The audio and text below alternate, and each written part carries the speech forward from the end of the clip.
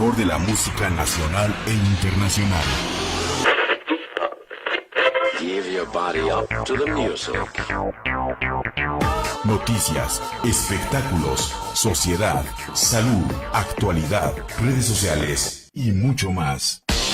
Desde Hacienda La Muralla, número 403, Jardines de la Hacienda, en el corazón de la República Mexicana, Santiago de Querétaro, Querétaro. smradio.com.mx, tu vida online. SM Radio, contenido inteligente. Estás a punto de recorrer junto con Arturo León el Sendero del Misterio. Un camino que nos lleva a lo reservado, recóndito y enigmático. Acompáñanos a descubrir el factor desconocido de nuestro universo. Todos los martes de 7 a 8 p.m.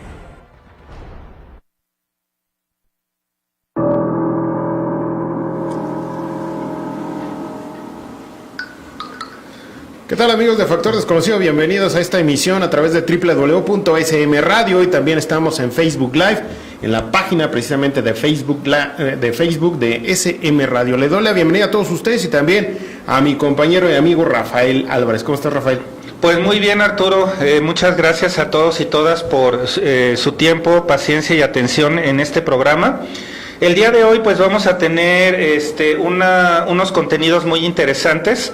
En principio, pues dando continuidad a lo que hablábamos el episodio pasado sobre la vida oculta de Jesús, vamos a estar hablando acerca de una figura muy importante, no nada más a nivel de la historia pública de Jesús o de lo que se ha dado a conocer a través de los evangelios que reconoce sobre todo la Iglesia Católica, sino también algo que entra ya más en el terreno de los mitos, de las leyendas, de las tradiciones muy antiguas, incluso en Europa, que es todo lo relacionado con la figura de María Magdalena, que es parte de lo que hablábamos la semana pasada. Y también vamos a transmitir la primera parte de una entrevista muy interesante que pude tener con un muy querido amigo que se llama Guillermo Marín Ruiz, que está por allá en Oaxaca, que lleva prácticamente toda su vida dedicado a la promoción cultural de la filosofía y cultura y civilización de la náhuatl, o lo que es lo mismo del México antiguo. Entonces, pues la entrevista la vamos a pasar en dos partes, y bueno, pues trata básicamente, Arturo y amigos, acerca no nada más de estos temas, de lo que es la filosofía y cultura de la náhuatl, del México antiguo, y de cómo nos puede servir todo esto para nuestra vida cotidiana, para mejorar nuestra vida en lo individual y colectivo, sino también hablamos acerca de sus puntos de vista con respecto al nahualismo, y más en concreto a todo lo que dio a conocer Carlos Castaneda allá por finales de la década de los 60, principios de los 70, que bueno, pues cobró muchísima relevancia porque pues fue un estudio que primero inició por ser antropológico y luego posteriormente se convirtió pues en todo un hito en la cultura de aquel entonces, y que posteriormente pues tomó caminos que igual y ni siquiera el mismo Castaneda pudo haber previsto. Entonces, pues Guillermo, entre sus obras, tiene, porque él también es autor de varios libros, pues tiene un libro dedicado a la obra de Carlos Castaneda, que nos adentra sobre las enseñanzas del mítico Don Juan y del mismo Castaneda. ¿Cómo ves, mi estimado Una Arturo? información muy interesante, Rafael. De hecho, como ya bien lo comentabas, le vamos a dar seguimiento al tema de la semana anterior, pero ahora refiriéndonos precisamente a pues lo que envuelve el aspecto de la figura de María Magdalena, muy apropiado. Quiero comentarles a ti, Rafael, amigos, por pues la época que viene, ¿no? Esta época de Semana Santa,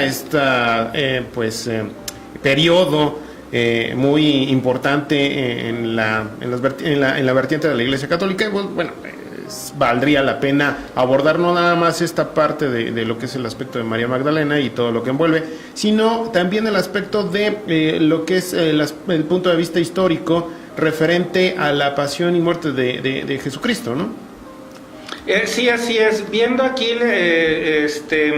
pues un montón de materiales que ya desde hace años pues han aparecido. Aquí lo más importante del tema de Magdalena es, no, así como lo decíamos la vez pasada cuando hablábamos de Jesús, es que una cosa es la interpretación que desde la Iglesia Católica o las iglesias cristianas se les da a todas estas figuras con su connotación religiosa, y algo muy diferente de lo que venimos a hablar a este programa, porque aquí no estamos hablando de fe o de creencias religiosas, que las cuales son totalmente respetables y no nos cansaremos de decirlo una y otra vez. Aquí respetamos absolutamente a todas las creencias religiosas, porque es con el mismo respeto que a nosotros nos gustaría que nos trataran cuando expresamos nuestras ideas, igualito. Entonces no nos venimos a meter con la religión, con ninguna, simplemente es sacarlo de ese contexto religioso para abordar la figura histórica desde el punto de vista de las leyendas, de los mitos, de las tradiciones orales que luego fueron escritas, de los hallazgos que se han dado a conocer de unos años para acá. Es darle ese contexto como para desmitificar la figura, quitarle toda la connotación tanto nociva como malinformada que se pudo haber tenido, y entonces darle un contexto un poco más objetivo para que cada quien forje su propio criterio. De hecho, pues este boom de nueva cuenta la información referente a María Magdalena pues fue retomado precisamente por Dan Brown, este escritor que, pues como bien ya lo comentábamos fuera del aire, pues sacó el libro del Código Da Vinci, entre otros, Ángeles y Demonios, Inferno, en fin, y que bueno, tiende a mezclar la información que han recopilado otros investigadores, otros historiadores referente a la figura de María Magdalena y el entorno de Jesucristo. Y él les da su muy particular punto de vista. Sí hay que ser bien puntuales que este tipo de libros pues definitivamente tienen algo de fantasía, algo de gancho para los lectores, por supuesto, como cualquier producto, pero sí lo que me gusta de Dan Brown es que se ha informado, ha hecho muchos recorridos precisamente de lugares claves en referente a la pues aparente visita y trayecto más bien de María Magdalena, ¿no? Está Rennes-le-Château, Francia definitivamente y otros lugares. Pero antes de entrar de lleno con esta información y la entrevista que tú nos comentas, Rafael, quiero enviar unos saludos antes de continuar. Quiero enviar un saludo, por supuesto, a Dolores Hurtado, que fue su cumpleaños el día de ayer. Fue su cumpleaños y que bueno, muchas felicidades. Ya está también pendiente de Factor Desconocido. También a Andrea Pérez Simondini, les recuerdo su congreso, ahora más adelante vamos a tocar el tema de este congreso. También a Rubén Uriarte y muy gratamente a Rubén Manrique, investigadora e interesado del tema de los no identificados de allá de San Luis Potosí. También a Eloísa Álvarez, un saludo por supuesto a ella, que siempre está pendiente de lo que estamos realizando aquí en Factor Desconocido. Y pues bueno, antes igual quiero comentarte algo, y en el próximo programa, ¿qué te parece si lo abordamos? Sí, claro. Fíjate que estuve aquí leyendo, y entre otras cosas que también hago fuera de aquí del programa, la Orquesta Filarmónica del Estado de Querétaro va a tener el estreno de una obra original dedicada o escrita, más bien compuesta, para la película de Nosferatu. Esta película esta película muda de Murnau, que bueno, pues en aquel entonces la realizó a encargo precisamente también de la viuda de Bram Stoker. Okay. A la viuda pues, no le gustó la película, y resulta que lo demandó y no quiso que se estrenara la película de Nosferatu. Hay un entorno bien interesante acerca de esta película y también del personaje principal, que es el conde pues, Drácula, ¿no? Pero no en esta película no se llama Drácula. Pero en esta ocasión la Orquesta Filarmónica va a estrenar esta obra compuesta precisamente para esta película, pero hay un entorno, como ya comentaba, bien interesante acerca de la película y del personaje o del actor. Muchos dicen que en realidad no era un actor precisamente, sino así como lo vemos en pantalla, esta persona era así. Entonces, ¿qué te parece si en el próximo programa les presentamos esto, Rafael, amigos? Y abordamos el tema precisamente de Nosferatu, de esta película y del entorno que hay o que hubo en aquel entonces acerca del actor que interpreta al conde. Sí, y ya si quieres, centrados en materia, pues nos podemos meter a temas de demonología, ¿no? Por ejemplo, podemos tocar temas de cuál es la diferencia entre lo que es lo que la gente popularmente llama Satán y lo que se llama Luzbel y lo que se llama Lucifer y demás.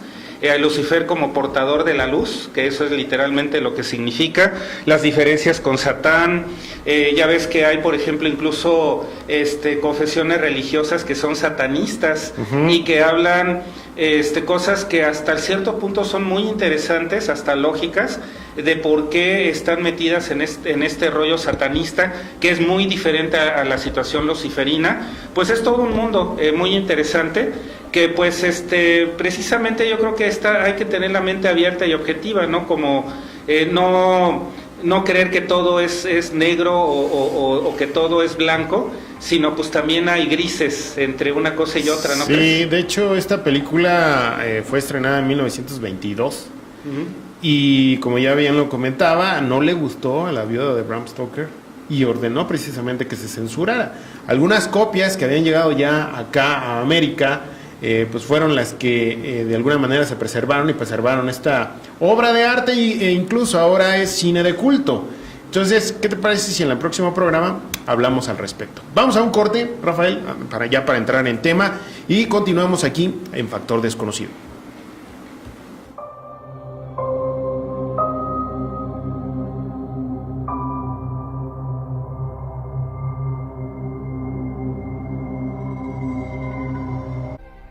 Estás a punto de recorrer junto con Arturo León el Sendero del Misterio. Un camino que nos lleva a lo reservado, recóndito y enigmático. Acompáñanos a descubrir el factor desconocido de nuestro universo. Todos los martes de 7 a 8 p.m.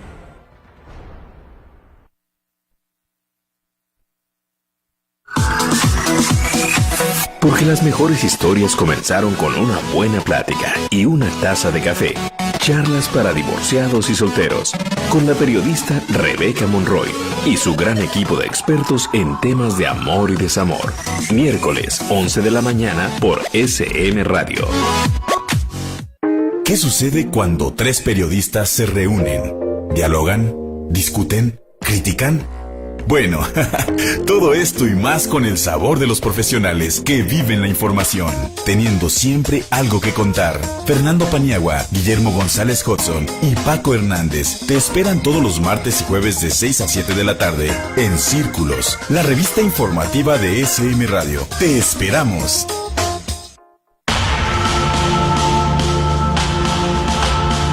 Crónicas de la Verdad. Crónicas de la Verdad. Periodismo de investigación. Crónicas de la Verdad. Descubriendo el acontecimiento antes de que sea noticia. Crónicas de la Verdad. Conducido por Janet Oregón y Omar Padilla. Crónicas de la Verdad. Todos los miércoles a las 8 de la noche. Por SM Radio. Contenido inteligente.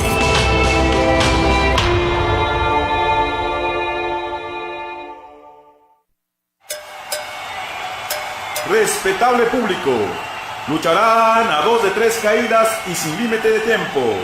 En esta esquina, Claudio y Manny.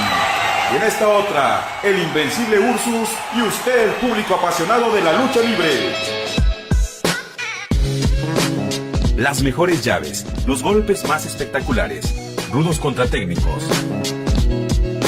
Apasionate de la verdadera lucha libre profesional. Tao, lucha sin límite de tiempo. Con Claudio Angulo, Manny y Ursus. Todos los miércoles de 7 a 8 de la noche, ahora por SM Radio. Contenido inteligente.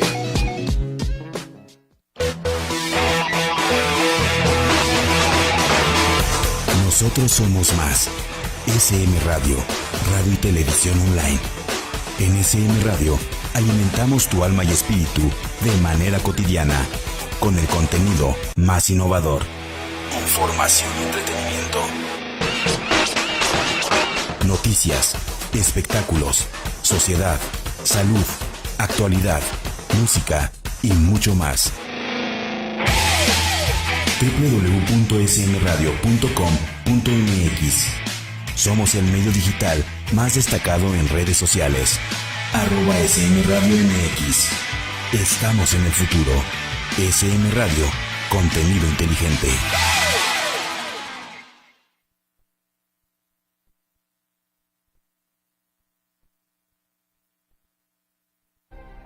Estás a punto de recorrer junto con Arturo León el Sendero del Misterio. Un camino que nos lleva a lo reservado, recóndito y enigmático. Acompáñanos a descubrir el factor desconocido de nuestro universo. Todos los martes de 7 a 8 p.m.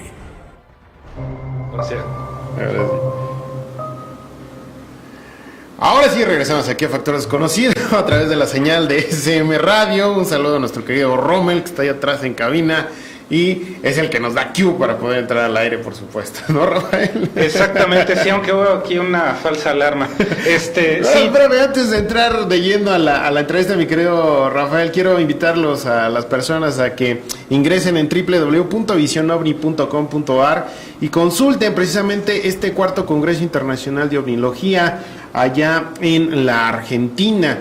Va a estar como ponente Travis Walton, que ya lo habíamos comentado. En su historia, en su caso, fue basada la película de Fuego en el Cielo, esta película de Hollywood. También va a estar Ademar Jebaer, que él es director de la revista UFO allá en Brasil, Silvia Pérez Simondini y Andrea Pérez Simondini, investigadores de allá de la Argentina, y también estará Carlos Alberto Yurchuk, director de El Dragón Invisible, una página de internet muy interesante que pues recopila información acerca de objetos voladores no identificados, por supuesto, y otros misterios. También va a estar, pues bueno, la persona que interviene en este documental, Rafael.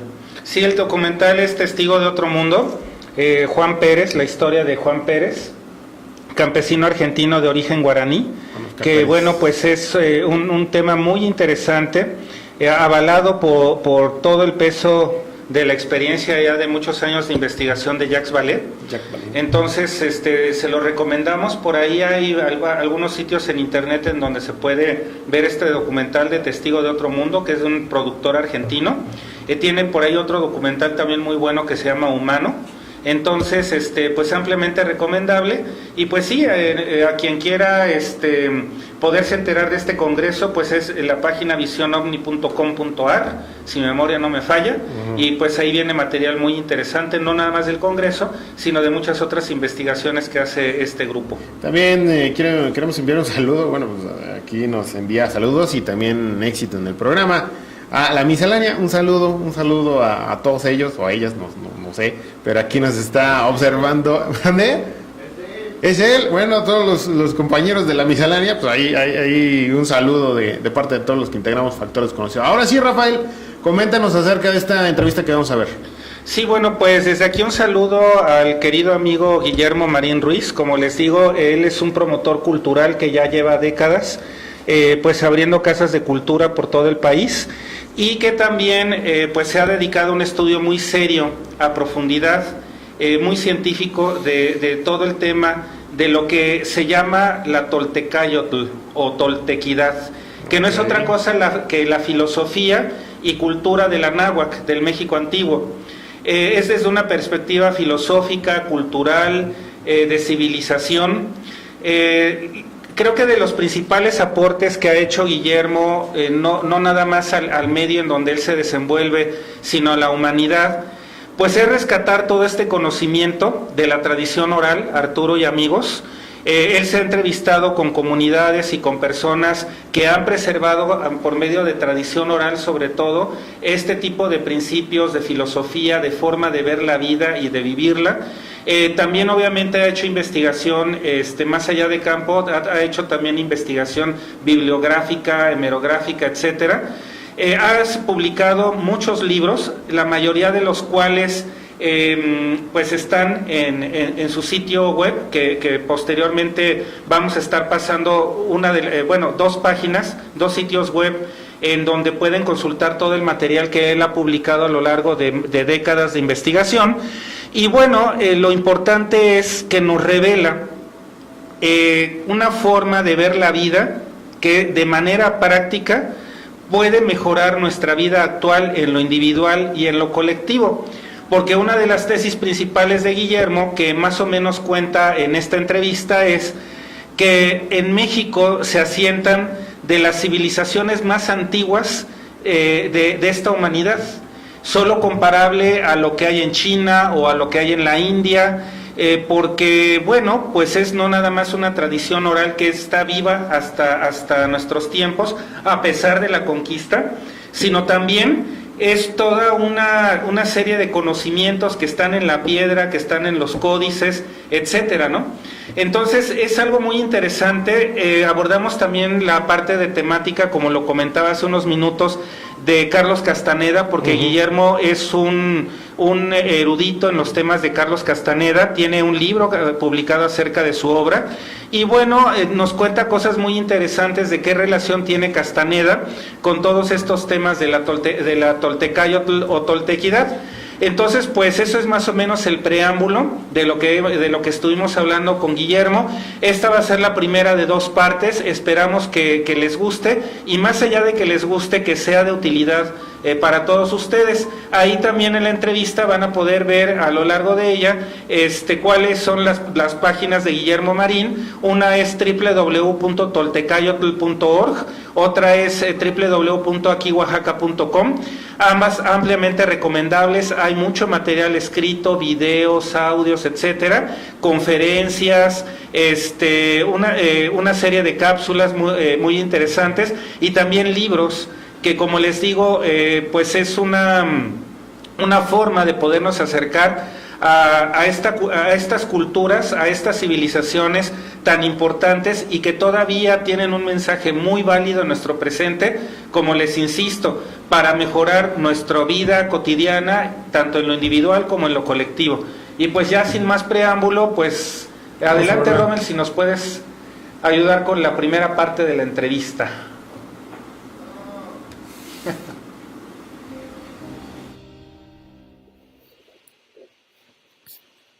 Bien, pues iniciamos. Pues hola a todas y todos, amigos de Factor Desconocido.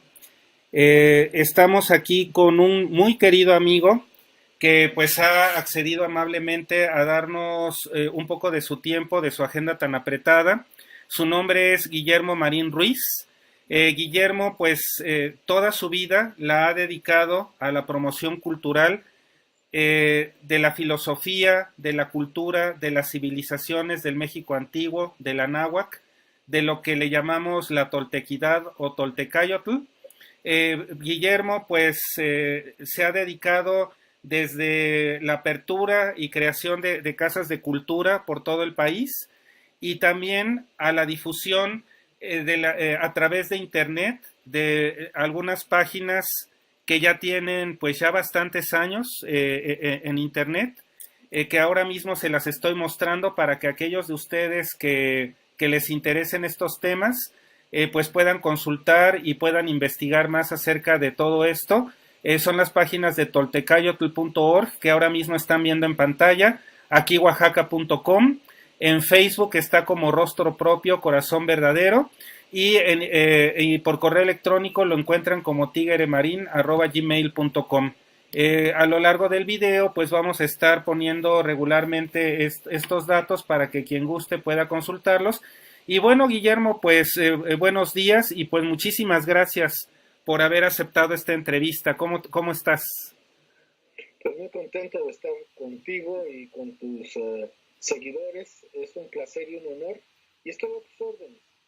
Pues muchas gracias, Guillermo. Pues mira, la primera temática que me gustaría abordar contigo para esta ocasión está relacionada con un tema que tú conoces muy bien, porque incluso tienes un libro al respecto, relacionado con Carlos Castaneda y con todo lo que gira en torno al tema de Carlos Castaneda, de su obra, de su legado, de temas relacionados con nahualismo y con esas realidades alternas que Castaneda en su momento pues nos dio a conocer, y a través de él pues todo lo que se relacionó con este universo.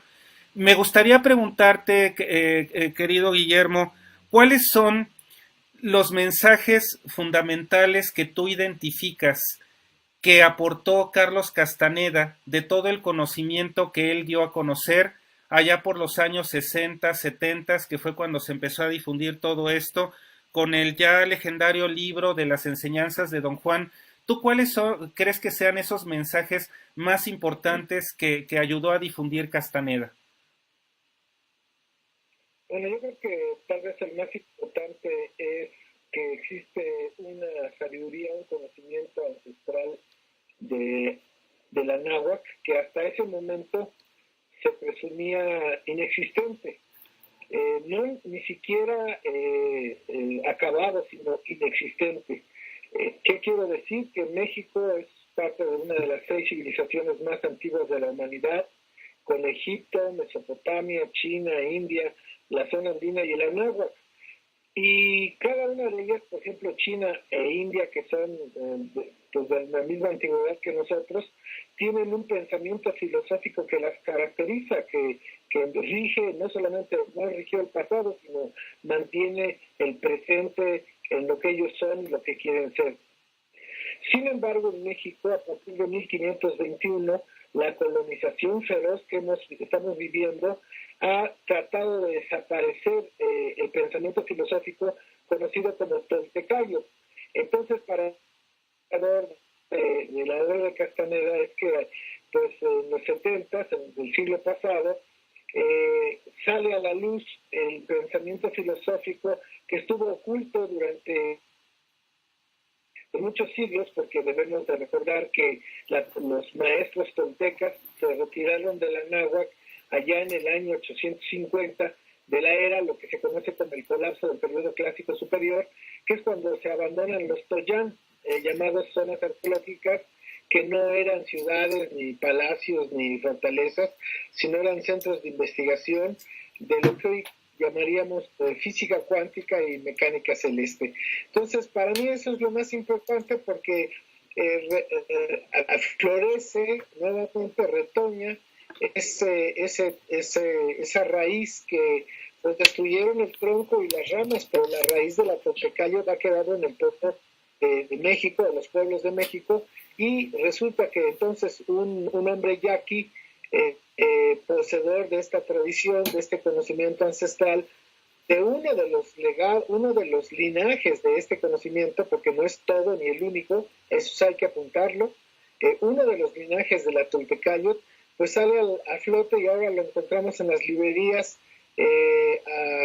pues a la dispensa de cualquier persona interesada. Aún en la internet están gratuitos los libros, de modo que para mí eso es lo más importante. Guillermo, tú apuntabas algo muy importante, estos centros de investigación y de conocimiento que fueron abandonados en las fechas que comentas.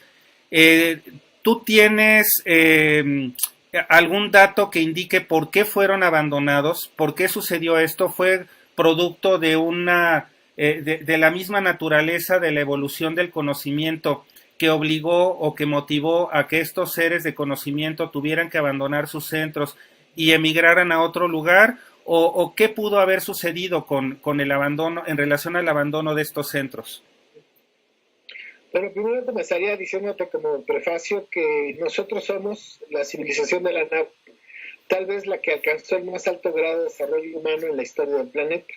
Más allá de Egipto, de Mesopotamia, de China, los grandes descubrimientos, el conocimiento de nuestra civilización, no solamente en la parte del desarrollo material, sino en el desarrollo humano espiritual, y el conocimiento verdaderamente está muy por encima y muy arriba de lo que hoy podemos entender. Así, nosotros al lado de ellos somos todavía bastante primitivos.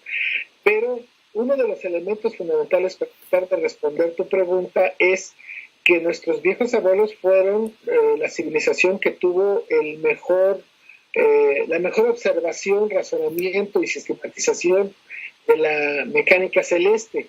Nosotros tenemos 5 calendarios que cada uno de ellos está interconectado con el otro, no son 5 calendarios separados uno de otro.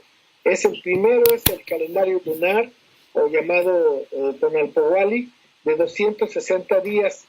Luego el siguiente es el calendario solar de 365.2520 días. Luego el calendario venusino de 584 días. Le sigue el calendario que se llama atado de años, desde 52 años, que se hace en torno a las Pléyades, unas estrellas que cada 52 años las tenemos justamente en el cenit. Y finalmente la cuenta larga de 25.625 años, en los cuales el Sol gira en torno al centro de la galaxia. Nada más para que, como dicen en mi pueblo, le midamos el agua a los camotes.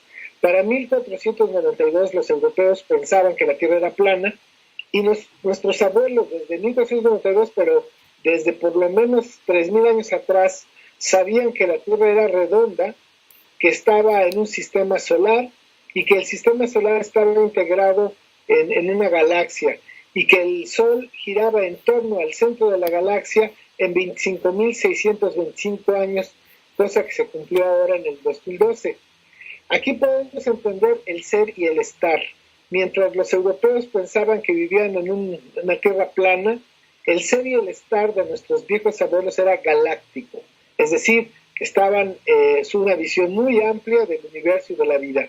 Y cuando se meten a estudiar este tipo de mecánicas, se dan cuenta que todo es cíclico, que el ser humano, además de ser energía, que ese es otro de sus grandes aportes, aparte de ser energía, y que esta energía tiene es una vibración y que esa vibración tiene una frecuencia.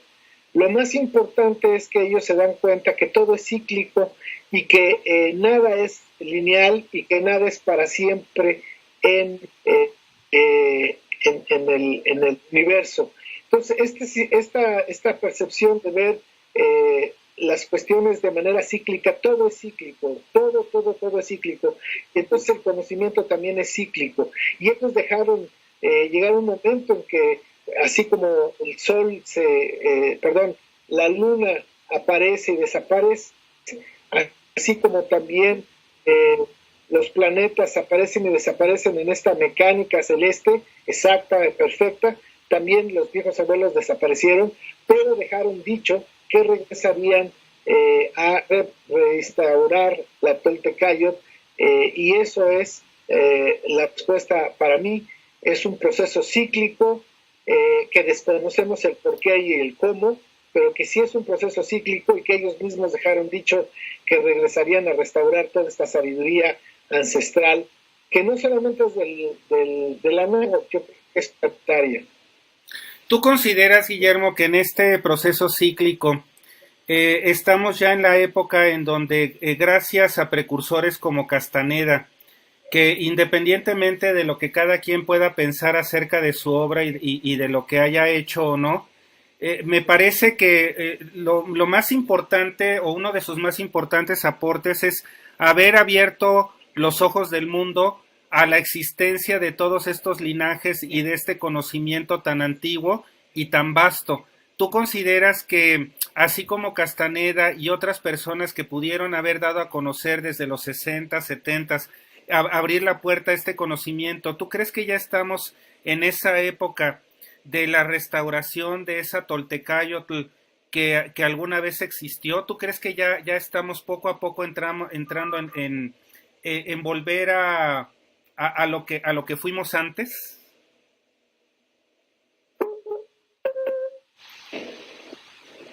No te escucho. Hola. Te quedaste en los 70s. Sí, te decía yo, Guillermo, que entonces, si tú consideras que ya estamos en la época en donde gracias a lo que se hizo como precursor de Castaneda y de otras personas, ya podamos volver a esta restauración o a esta nueva toltequidad o toltecayotl? Bueno, mira, volviendo a los ciclos, te voy a contestar en ese sentido. Nuestros viejos abuelos le llamaban un año galáctico al tiempo en el que el Sol hace un giro completo al centro de la galaxia, lo cual se lleva 25.625 años. Este tiempo, si lo divides en 5 partes iguales, te va a dar 5.125 años, que son los 5 soles. Entonces, esos 5 soles son periodos de ese gran giro, y los viejos abuelos dijeron que cada sol se destruyó con un cataclismo y que lo mejor del ser humano y de su conocimiento pasó al siguiente sol. O sea, hubo una destrucción, pero lo mejor pasó al siguiente ciclo. Bueno, el 21 de diciembre del 2012 finalizamos uno de los tantos ciclos que ha habido de 25.625 años. Entonces, a partir del 21 de diciembre de 2012, ya estamos en el nuevo ciclo de 5 soles y estamos viviendo el primer sol de este ciclo. El sol anterior, el quinto sol, inició en el año 3114 a.C. y por eso terminó en el 2018. Si tú haces la suma, concuerda. Bueno, entonces ahorita ya llevamos 7 años de nuevo ciclo. Ahora, el 21 de marzo comienza la primavera, pero tú sabes que a veces la primavera se adelanta o se atrasa. En este año, por ejemplo, todavía estamos en invierno y ya empieza a hacer mucho calor, pero hay otros años en que es abril y todavía hay frío. De modo que estos ciclos humanos y de la naturaleza son un poquito, no son tan exactos y perfectos como la mecánica celeste. Bien, entonces estamos en el nuevo ciclo del mismo periodo de 5 soles, pero fíjate bien, 5 años o 10 años o 50 años en el giro de 25.625 años no son nada. Entonces los viejos abuelos dejaron dicho que este ciclo va a acabar con una catástrofe y que lo mejor de este sol, de este ciclo de 5 soles, va a pasar al nuevo ciclo de 25.625 años. Entonces, por supuesto que yo te diría, respondiéndote claramente a tu pregunta, es que sí va a tener que salir lo mejor de nosotros, que es la Toltecayo, para iniciar este nuevo ciclo, que yo creo que se va a tardar, no sé, dicen los expertos que al ritmo que estamos destruyendo el planeta, no tenemos más de 50 años. Esos son los optimistas. Hay otros que dicen que ya estamos al final. Bástenos ver pues lo que nos rodea, no solamente de la cuestión climática, sino de la misma gente. Veamos cómo estamos como humanos, estamos desquiciados, estamos en un frenesí, estamos en una actitud psicópata. Entonces yo creo que ya el nuevo ciclo está por venir, y creo también que lo mejor de los 5 ciclos anteriores va a florecer nuevamente, y no solamente va a ser la Toltecayo en el Anáhuac. Tenemos las civilizaciones ancestrales, Egipto, Mesopotamia, China, India, la zona andina, el Tahuantinsuyo, y nosotros vamos a sacar lo mejor que hemos producido en estos 25.625 años para iniciar otro ciclo. Y esto es algo eterno, esto es lo que ha sucedido. La Tierra tiene 5.000 millones de años de existir. El universo tiene 13.000 millones de años. Esto es algo cíclico, así como el día y la noche, y lo debemos de entender, debemos de resignarnos y debemos de pensar desde mi punto de vista, y por eso es muy buena esta sabiduría ancestral, que el futuro de la humanidad está en el conocimiento de la sabiduría del pasado. Por supuesto, Guillermo. Entonces, hablando de estos temas, Digamos que ya estamos en un punto en donde la sabiduría ancestral del México antiguo se está dando a conocer, algunas veces a través de obras como la tuya, de tu labor de difusión cultural, de difusión filosófica, en estos sentidos, ¿no? En otros ámbitos, bueno, pues tenemos gente como Castaneda, que también dio a conocer por allá de los 60, 70, pues también parte de esta sabiduría. ¿Tú consideras, Guillermo, que el mensaje de la Toltecayotl, relacionado también con lo que dio a conocer Carlos Castaneda de los linajes del México antiguo, ¿tú crees entonces que sea la vía para poder sobrevivir y vivir en este mundo que nos está tocando vivir? ¿Tú cuáles crees que sean los principales aportes o de qué forma toda esta sabiduría nos puede ayudar entre el caos que vivimos actualmente? Bueno, yo creo que lo que nos permite esta sabiduría es revalorar al ser humano desde otra perspectiva. Nosotros, como parte de una cultura judio-cristiana occidentalizada, colonialista, moderna, capitalista, pues somos un producto bastante defectuoso como seres humanos. Occidente piensa que lo crearon al ser humano igual, al ser humano lo hicieron igual que Dios, a imagen y semejanza de Dios, y que le dieron el mundo para hacer de él lo que él quisiera, y que él es el amo del planeta, que él puede destruir y que él puede hacer lo que quiera.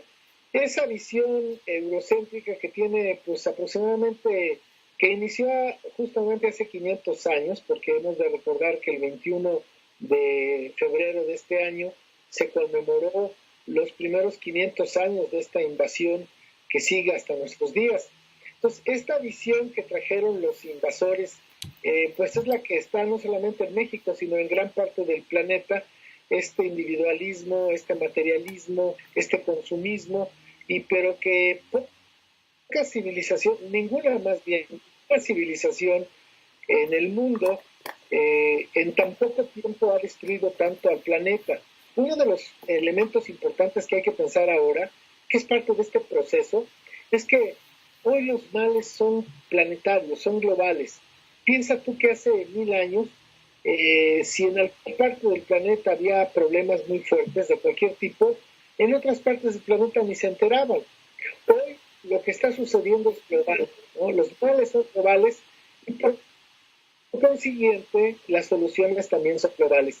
Y en ese sentido, creo que la sabiduría ancestral de los pueblos milenarios del planeta, en este caso vamos a hablar concretamente de los nuestros, de la náhuatl, el concepto de pensar en el ser humano como un guerrero de la muerte florecida, un guerrero que tiene que tener el control de sí mismo, la fuerza interna necesaria para reducir al máximo a su ego, un ser humano compasivo, solidario, un ser humano que busca la trascendencia espiritual de la existencia, primero a través del dominio de sus vicios.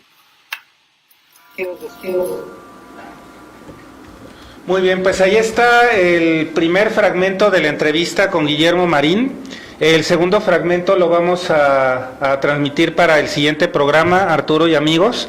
Y bueno, pues la invitación está hecha para que puedan visitar estas páginas que vieron ahí en el cintillo, que son toltecayotl.org y aquihuajaca.com. De verdad tiene mucho material audiovisual, escrito, etcétera. Vale bastante la pena. Y bueno, pues como se dieron cuenta, pues hay un montón de temas de los que se pueden hablar con Guillermo. Fíjate que estaba ahorita, durante la entrevista, estaba checando la página de www.aquihuajaca.com y sí, como bien lo dices, Rafael, tiene mucha información bien interesante. Por ejemplo, el mural del maestro José Luis García en Huajuapan. También tiene un escrito del templo y exconvento de Santo Domingo, Llanocuitlán, y Viaje al corazón de la Chinantla. también El Señor de las Peñitas, un reportaje que ahorita lo estaba leyendo así de rápido, la montaña sagrada del Jaguar, y aquí muestra una foto de Monte Albán. He tenido la oportunidad de estar varias veces en Oaxaca, Rafael, amigos, y es un estado rico en tradiciones, en cultura, en historia, en gastronomía, definitivamente. Y en lo personal me gusta mucho este estado porque es un búnker en cuestión de la cosmogonía de nuestros antepasados, de las zonas arqueológicas. He estado en Monte Albán, he estado en Mitla también, y bueno, tiene un significado en la historia de México, de las culturas, no solamente de nuestro país, sino a nivel internacional, con un acervo cultural e histórico súper importante, Rafael. Sí, claro, y bueno, abordado también desde el punto de vista de la temática de lo desconocido o lo no tan conocido, pues obviamente por eso abordamos temas relacionados con el nahualismo y Carlos Castaneda. En el libro que tiene Guillermo, que habla acerca de las enseñanzas de Don Juan y de las enseñanzas de Castaneda, pues se abordan temas muy interesantes, porque es como un compendio de la obra castanediana, para tratar de entender todo el bagaje cultural, desde el punto de vista del nahualismo, del porqué del nahualismo, de cómo estas tradiciones se mantienen vivas aún a pesar de la conquista y hasta nuestros días, y son saberes que hasta hace relativamente muy poco tiempo pues se mantenían ocultos.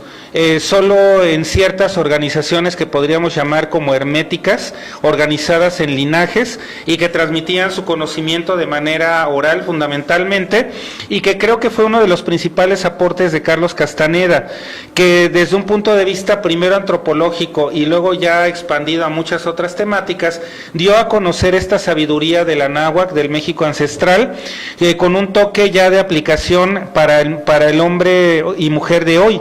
Entonces, eso creo que es un aporte muy interesante que hizo Castaneda al mundo, y que bueno, forma parte de toda nuestra conocimiento y civilización que tenemos desde hace miles de años en estas tierras. Hace unos días tuve la oportunidad aquí en Querétaro de asistir a una vela en honor a Santo Domingo, y realmente tiene un contexto desde la indumentaria, desde los bailes tradicionales de Oaxaca, los chicos que en esta ocasión estuvieron a cargo de la vela oaxaqueña acá en Querétaro, realmente tienen una disciplina y un amor por mantener y preservar las tradiciones y el contexto, como ya comentaba, histórico y cultural, ¿no? En eso sí, realmente, como bien lo comentas, a veces son un poco celosos, ¿no? Y desde mi punto de vista creo que está bien, creo que vale mucho la pena el preservar y el mantener y dignificar nuevamente pues todo esta información y todo este aspecto cultural, ¿no? Sí, y sobre todo que es un saber práctico, Arturo. Por ejemplo, yo me he topado también con otras investigaciones de otro muy querido amigo, antropólogo él, que hace algún tiempo dio a conocer algo que es muy original y que está relacionado de cierta forma con todos estos temas de la Toltecayotl y demás, que son las disciplinas psicofísicas, que son prácticamente equivalentes a lo que es el yoga hindú o el yoga del Medio Oriente. Acá en México o en el Anáhuac se llaman Kinam, con K de kilo, Kinam. Y hay toda una serie de disciplinas, ahora que hablabas de este tema de velas y o de velaciones y demás. Bueno, pues hay toda una disciplina psicofísica con posiciones físicas y con toda una técnica de meditación y de respiración muy similar a lo del yoga hindú, pero es natural de aquí, de México, cosa que no conocemos la mayoría de mexicanos. Es muy triste, como se suele decir, que tal parece que tienen que venir de fuera otros investigadores de otros países, de otras regiones del mundo, a valorar y hacernos valorar a los propios mexicanos lo que aquí tenemos y que es nuestra herencia, por el simple hecho de haber nacido aquí. Entonces, pues yo invito a todas las amigas y amigos que si les han interesado estos temas de esta entrevista y de los temas que hablamos con Guillermo, bueno, pues que se den una vuelta por estas páginas y van a ver que no van a desperdiciar su tiempo, al contrario. Sí, definitivamente. Yo coincido contigo y a veces soy un poquito localista con nuestra cultura y nuestra historia.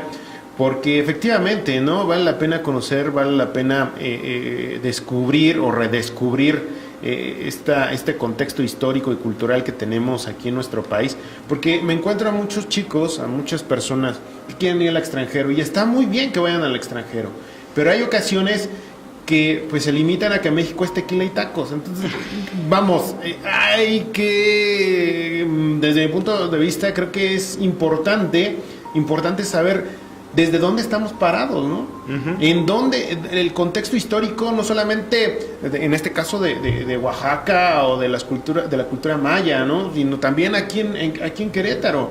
Aquí en Querétaro tenemos un acervo cultural impresionante, en Tolimán, en Cadereyta, en San Joaquín, en Pinal de Amoles, en fin, hay una serie de zonas arqueológicas y también un contexto o mucha información que, como tú lo comentas, ¿no? Tiene que venir un extranjero para decir, mira, esto es muy importante para ti porque es parte de tu cultura.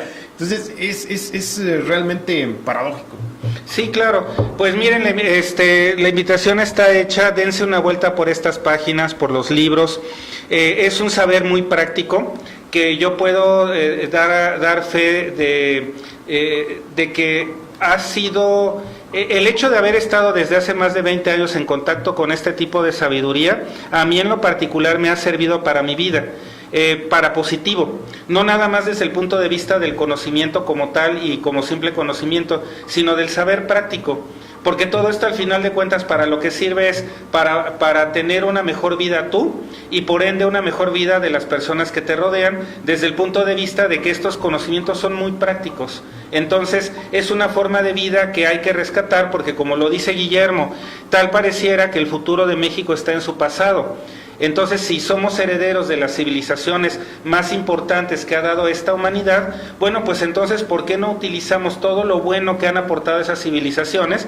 Pues para nuestro propio bien. No tenemos que ir al extranjero a importar conocimiento. Si lo hacemos, bueno, también está bien, ¿no? Y saber del hinduismo, y saber de la China, y de saber de Sumeria, y de saber de muchas otras civilizaciones, pero también hay que conocer lo nuestro, ¿no crees? Sí, definitivamente. ¿Qué te parece también si en el próximo programa abordamos precisamente algunos temas referentes a las culturas prehispánicas, que también tienen un contexto bien interesante en el aspecto del misterio, en el aspecto de los no identificados, ¿no? Bueno, sí, hay un montón de cosas, también si gustan nos podemos meter a esos temas, sí, porque acá en el Anáhuac y en Mesoamérica y demás, pues sí, antes, durante y después de la conquista, pues sí, se han dado fenómenos de no identificados y de un montón de fenomenología paranormal que es muy, pero muy interesante. Entonces, pues sí, también se pueden abordar esos temas. Por ejemplo, el tema de los nahuales es bien interesante.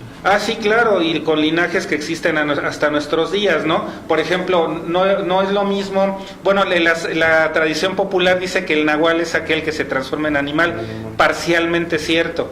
En realidad el verdadero nahual es aquel que se conquistó a sí mismo, aquel que meditó, aquel que hizo todo un trabajo interno de conocimiento y que como dueño de sí mismo es capaz de hacer prácticamente todo lo que le plazca, porque es la libertad absoluta.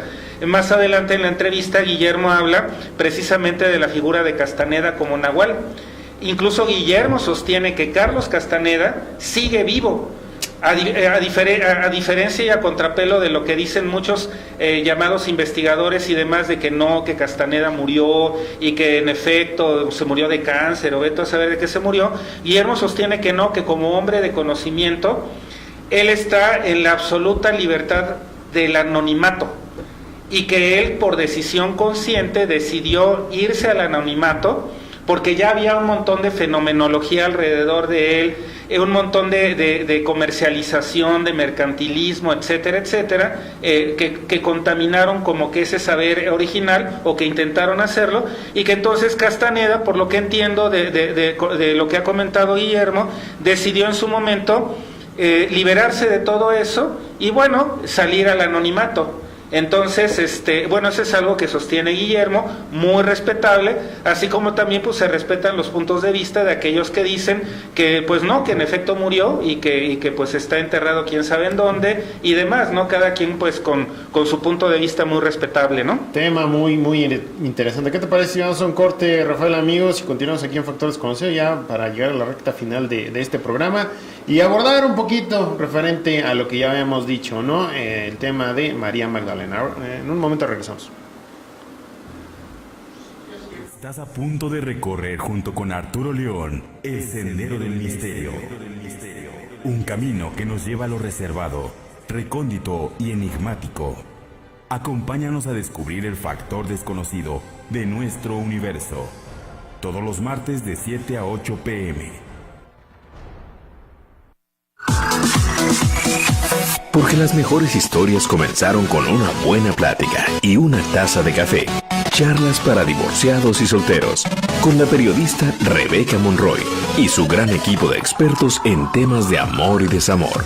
Miércoles, 11 de la mañana por SM Radio. ¿Qué sucede cuando tres periodistas se reúnen? ¿Dialogan? ¿Discuten? ¿Critican? Bueno, todo esto y más con el sabor de los profesionales que viven la información, teniendo siempre algo que contar. Fernando Paniagua, Guillermo González Hudson y Paco Hernández te esperan todos los martes y jueves de 6 a 7 de la tarde en Círculos, la revista informativa de SM Radio. ¡Te esperamos!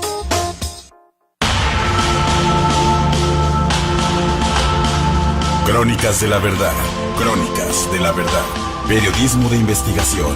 Crónicas de la Verdad. Descubriendo el acontecimiento antes de que sea noticia. Crónicas de la Verdad. Conducido por Janet Oregón y Omar Padilla. Crónicas de la Verdad. Todos los miércoles a las 8 de la noche. Por SM Radio. Contenido inteligente.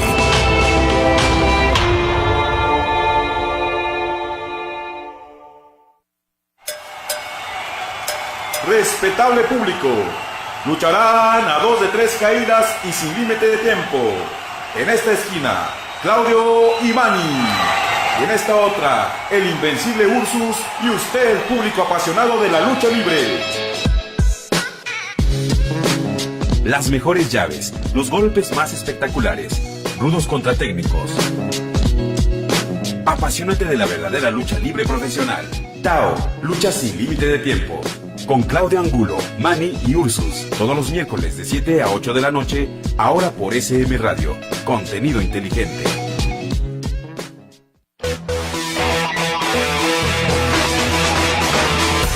Nosotros somos más. SM Radio, radio y televisión online.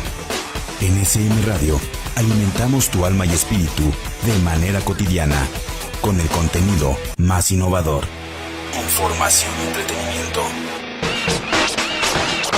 Noticias, espectáculos, sociedad, salud, actualidad, música y mucho más. www.smradio.com.mx. Somos el medio digital más destacado en redes sociales. @SMRadioMX. Estamos en el futuro. SM Radio, contenido inteligente.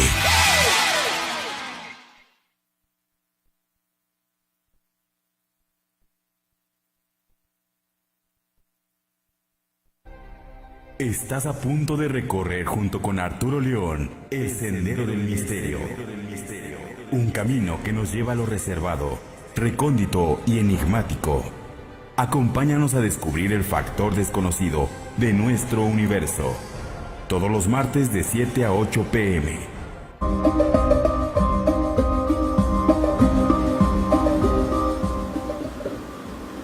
Continuamos aquí en Factor Desconocido y ya para abordar el último tema de esta noche y darnos prisa ya para despedir el programa porque tenemos ya poquito tiempo, pues abordamos el tema precisamente de la figura de María Magdalena, Rafael, esta mujer que acompañó a Jesucristo precisamente durante su pasión y muerte, y que en un principio se pensaba que María Magdalena, como lo menciona el Evangelio de Lucas, me parece, se ubicaba como una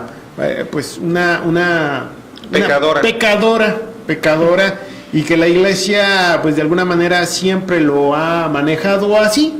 Sin embargo, bueno, como ya comentábamos en el programa anterior, solamente son 4 los evangelios que reconoce la Iglesia Católica. Sin embargo, conforme pasando los años, se fueron encontrando otros evangelios, otros escritos que datan de la misma época que los originales.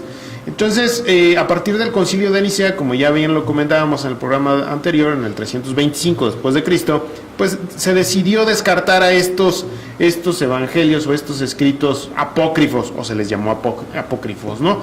Sin embargo, bueno, como ya comentaba, conforme fueron pasando los años, en Al-Janabi y también en los rollos del Mar Muerto, pues se descubrieron, y en otras partes se descubrieron otro tipo de escritos. Entre ellos, precisamente el Evangelio de Pedro, que denotaría de alguna manera una cierta rivalidad que tenía él con María Magdalena, ya que pues Jesucristo le tenía preferencia, e incluso se menciona en otros escritos de que ella en realidad era la depositaria de la continuidad de las enseñanzas de Jesús de Nazaret. Por otra parte, aparece también otro evangelio de María Magdalena relatando desde el punto de vista de ella su experiencia y en la forma como Jesús impartía sus enseñanzas en aquel entonces. Y pues esto ha provocado, o siempre ha provocado, cierto tipo de misterios, y como ya bien lo comentábamos en el programa anterior y también fuera del aire, escritores como Dan Brown lo retoman precisamente para escribir este bestseller llamado El Código Da Vinci, donde denota que María Magdalena en realidad era la esposa de Jesús de Nazaret y que quedó embarazada precisamente de Jesús, y que hay un linaje que pues de alguna manera pudo salvar ella junto con los caballeros templarios, y que llegó a Francia para ahí terminar pues sus días y continuar con las enseñanzas de Jesús de Nazaret. Sin embargo, pues bueno, ha causado mucha polémica estos escritos, Rafael. Bueno, sí, vayamos por partes. Para empezar, está la figura de María Magdalena en la Biblia, que bueno, se dice que había sido librada de 7 demonios. Ajá. Que le seguía como discípula, que le asistía con sus bienes, y que estuvo con María y la madre de Jesús y otras mujeres cuando Jesús fue crucificado. Y cuando resucitó. Y ya cuando resucitó, y que bueno, dio la primera proclama pública de que Jesús había resucitado de acuerdo a los textos bíblicos. El nombre de Magdalena deriva de Magdala, que es un pueblo de pescadores que era muy próspero, según consta en la historia, situado en la orilla occidental del lago Tiberíades, de donde ella era originaria. Ahora, el por qué a María Magdalena se le daba el calificativo más allá de pecadora, de prostituta, deriva porque por allá de los años 590, 591 ya de nuestra época, fue el Papa Gregorio Magno, el que en una de sus homilías la calificó como pecadora, y que tenía ella era depositaria de todos los vicios casi que habidos y por haber, y entonces se quedó a partir de ese momento de esa calificación que le dio Gregorio Magno como papa, pues se le empezó a dar una mala fama de prostituta, y más allá de eso de pecadora y de inductora del pecado y no sé qué tantas cosas se han dicho de la figura de Magdalena. Pero todo esto aclarando que es desde la tradición popular del cristianismo del 590 al 591 en adelante, a raíz de este error del Papa Gregorio Magno. Aunque ya la Iglesia Católica pues ya reivindicó públicamente, porque bueno, ya al menos ya le quitaron todos esos apelativos de pecadora, prostituta y demás, y ya incluso bajo el actual Papa Francisco se instauró ya formalmente la fiesta de Santa María Magdalena, que es el 22 de julio de cada año. Fue en el 2016 en donde se subrayó ya a nivel ya de proclama del Papa Francisco la relevancia de María Magdalena como santa. Entonces, bueno, al menos más de 2000 años después, pues ya como que se le dio otra connotación oficialmente por la Iglesia Católica, ¿no? Ahora, de lo que tú comentabas, Arturo, de la situación esta, de cuál fue la relación que pudo haber tenido Magdalena María con Jesucristo, pues es un tema muy polémico, porque en efecto se habla de varios escritos apócrifos, se habla también de tradición oral que viene sobre todo de Francia y de lugares muy antiguos en Europa, en donde se afirma que María Magdalena se fue ya embarazada de Jesús, y dio a luz a una niña que se llama Sara, o se llamaba Sara, y que se asentaron en lo que era la Galia, que actualmente son los territorios que ocupa Francia, y que a partir de ahí salió parte de lo que sería la estirpe real, de lo que luego conocimos como los reyes merovingios. Esto es muy, pero muy antiguo. Obra también en muchos textos antiguos, en tradición oral y escrita, muy, muy antigua, de casi 2000 años de antigüedad, en ciertas partes de Europa. Esto es entonces lo que nos viene a decir que hay una parte de la humanidad que considera que en efecto María Magdalena vendría a ser como esa depositaria, ese santo grial o esa sangre real. Hay algunos que incluso dicen que el significado etimológico de santo grial sería la sangre real, ¿no? Hay unas interpretaciones que hablan incluso acerca de esto. Todo digamos que es cuestionable, ¿no? Tanto a favor como en contra. Entonces, luego, posteriormente, ya muchos siglos después, viene toda lo que sería la tradición templaria, como tú lo comentaste, a decir que ya para la época de las cruzadas y de lo que fue la toma de Jerusalén, las guerras en el oriente entre cristianos y musulmanes, que entonces una parte de los templarios, en aquel entonces de la orden templaria, pues lo que buscaba realmente en Jerusalén no era tanto recuperar nada más ese terreno, sino también reliquias sagradas, documentos y demás que hablaban acerca de cuál era el auténtico linaje de Jesús hasta aquel entonces. Y si nos vamos todavía más siglos adelante, en 1891, está lo que tú comentabas del caso de Berenguer Saunier, párroco de la iglesia de Rennes-le-Château, allá en Francia, que se dice que descubrió unos pergaminos en donde se guardaban, entre otras cosas, el linaje de Jesús en la tierra, que viene nuevamente de las tradiciones orales que hablan de todo este asunto de María Magdalena, de Sara como hija de Jesús, de cómo se emparentó todo esto con la tradición de los reyes merovingios y hasta nuestros días.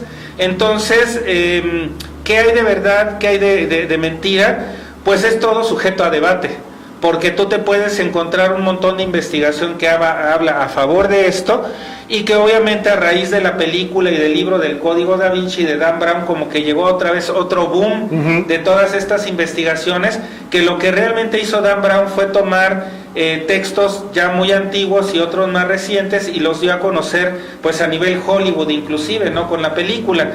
Y hay otros textos que hablan justo en contra de todo esto, ¿no? Entonces hay muchas opiniones a favor y en contra. Lo que es una realidad, Rafael, es que de entrada el gobierno francés allá en Rennes-le-Château tiene precisamente prohibido ya seguir excavando en esta localidad, precisamente la gran cantidad de personas que han ido en busca del llamado Santo Grial o de vestigios que, bueno, pues pudieran indicar una pista acerca del linaje de Jesucristo. Hay algunos documentos, hay algunos libros, por ejemplo, Santa Sangre o el Santo Grial, así usted lo puede buscar en internet. Y hay también una película antes del Código Da Vinci, que es precisamente la última tentación de Cristo. No sé si tú... Muy polémica, sí, muy ¿no? muy polémica, pero... Casi matan a... Sí, pero vale la pena que usted lea estos libros y vea esta película, claro, con las reservas del caso, como bien lo habíamos comentado al principio. Dan Brown, junto con su libro El Código Da Vinci, pues sí retoma todo este tipo de investigaciones de personas que realmente le han dado seguimiento a este aparente linaje que, bueno, pues viene a terminar o se detecta que llegó a Francia. Y hay que tomarlo con las reservas del caso, porque es también, pues a final de cuentas, como ya habíamos comentado, es un producto que se tiene que vender. Y pues está el caso de la película del Código Da Vinci, también el libro, y pues sí tiene algo de fantasía, ¿no? Sin embargo, sí hay pues este tipo de pergaminos, este tipo de pues escritos que datan de la época precisamente de Jesús, y es una realidad también de que pues sí había cierto tipo de recelo por parte de los apóstoles hacia María Magdalena, porque bueno, pues ya lo habías comentado, ¿no? Sí había por ahí algún cierto tipo de relación entre ellos, ¿no? Y más allá de eso, pues es que hay que ser claros, ¿no? En aquel entonces, pues de que había una profunda discriminación hacia las mujeres, de que había una tradición machista en el judaísmo, tanto a nivel religioso como social, por supuesto que lo había. Entonces el hecho de que tal pareciera que las más fieles discípulas de Jesús fueran mujeres, sí. Entonces eso como que pues atragantó a más de uno, que luego en otra época también muy machista, que era por ahí de los años 300, cuando fue el concilio de Nicea y todo eso, pues se les atragantaba simplemente el hecho de que cómo dar a conocer que realmente las personas que estuvieron hasta el final con Jesús eran mujeres, sí. y no hombres, ¿no? Entonces, pues eso era parte como del escándalo que se trató de prevenir o de ocultar, ¿no? Hace unos días fue pues, el Día Internacional de la Mujer, y hasta el día de hoy hay controversia y hay cosas que quedan pendientes en ese aspecto, ¿no? Ahora imagínense en aquel entonces. Claro. Que María Magdalena, pues sí, de acuerdo a los textos apócrifos, digo apócrifos entre comillas, porque estaría por verse también, y a lo que describen los evangelios canónicos, denota también una mujer revolucionaria, no solamente llegar y manifestarse abiertamente, no, sino por sus actos. Por sus actos sutiles que ahora los vemos, pero que en aquel entonces, como bien decías, generaban un impacto y una polémica que no tenía contentos a los seguidores tampoco de Jesús, ¿eh? Sí, claro, y entonces, bueno, yo creo que parte precisamente de investigar más acerca de este tema es también reivindicar una figura histórica, reivindicar también cuál fue el papel de las mujeres en el cristianismo primitivo. Cuál fue el papel en el gnosticismo y en todas aquellas tradiciones religiosas y filosóficas que se dieron a partir de la figura de Jesús. Entonces yo creo que es hacerle no nada más es un homenaje al papel de la mujer en el cristianismo primitivo, sino también hacerle justicia a cuál fue la verdadera historia de Jesús, y desde el punto de vista y la óptica de las personas que estuvieron con él y que lo siguieron de principio a fin. Ahora, ya meternos en temas de que si Jesús tuvo o no tuvo descendencia física en la tierra, que si estuvo o no estuvo en el sepulcro, o sea, si murió o no murió, que si tuvo o no tuvo pareja y etcétera. Bueno, pues todo es debatible. Como lo comentaba yo también en el programa anterior, justo el hecho de que alguien no tuviera, de que un varón, de que un hombre no tuviera pareja en aquel entonces de ese judaísmo, o más bien de esa cultura israelita tan machista, el hecho de que tú como hombre no tuvieras pareja era muy mal visto. Que es principalmente uno de los argumentos fundamentales de aquellos que defienden la tesis de que Jesús pues era como cualquier otra persona y que tenía su pareja y que tuvo descendencia, porque justo lo opuesto era lo más raro, lo más anormal, atípico. Entonces, pues hay que irnos, yo sugiero irnos sobre todo a las fuentes, irnos a los hechos corroborables de varios textos que existen, a la par de los textos considerados como canónicos o evangelios canónicos de la Iglesia Católica sobre todo, pues hay que irnos a los escritos que se han ido revelando poco a poco, y hay que usar sobre todo la lógica y el sentido común, ¿no? Nuevamente insistimos, aquí no venimos a tirarle absolutamente nada a ninguna religión. Esto no es un asunto de fe o de creencia religiosa, esto es un asunto pues de irnos a lo que es el conocimiento, y al final de cuentas, como se dice, ¿no? El conocimiento nos hará libres, y como dijimos también anteriormente en el pasado programa, lejos de que esta desmitificación de Jesús lo afecte como persona o como personalidad, yo creo que lo enaltece. Porque entre más conozcamos acerca del Jesús histórico, pues yo creo que más podemos admirar las dimensiones de la figura trascendente de lo que ha significado Jesús, pues para buena parte de la humanidad, ¿no crees? Eso es definitivo, mi querido Rafael. Y bueno, pues ya nos está comiendo el tiempo, Rafael, amigos. Queda mucho tema por platicar. Ahora mencionabas el aspecto de que, bueno, pues María Magdalena estuvo presente cuando resucitó Jesucristo. Me trae a la memoria pues el manto sagrado de Turín, ¿no? Que también es una parte muy polémica y que valdría la pena también abordar aquí en Factor Desconocido. Un último comentario, Rafael, ya para despedirnos. Pues agradecerles a todos por su tiempo, paciencia y atención como siempre, invitarlos a que, bueno, a profundicen un poco más en los temas que hemos estado tocando en este programa, y bueno, pues invitarlos a que también en YouTube y en Facebook, si les interesan estos temas, pues que vean los episodios anteriores, y pues muchas gracias a todos, y bueno, hasta el siguiente programa. Un saludo, Rafael, antes de despedirnos, a Antonio Hernández, que también nos manda buenas vibras, y un saludo para todo el staff de Factor Desconocido. Yo soy Arturo León y nos vemos la próxima emisión a través de www.sm Radio y en Facebook Live, en la página de Facebook de SM Radio. Nos vemos la próxima emisión de Factor Desconocido. Hasta pronto.